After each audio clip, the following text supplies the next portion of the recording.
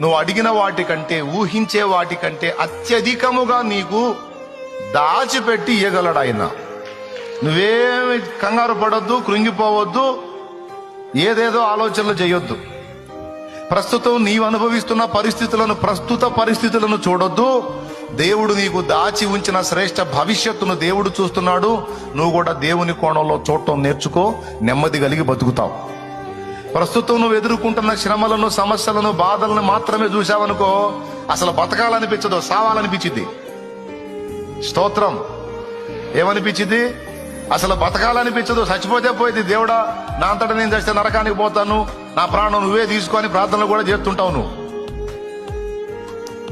ప్రస్తుత పరిస్థితులను నీవు లక్ష్య పెట్టొద్దు. దేవుడు నీకు సిద్ధపరిచిన భవిష్యత్తు శుభప్రదమైందని విశ్వసించు. శ్రేష్టంగా నా తండ్రి నిన్ను ఆశీర్వదించి నీ తలనెత్తుతాడు.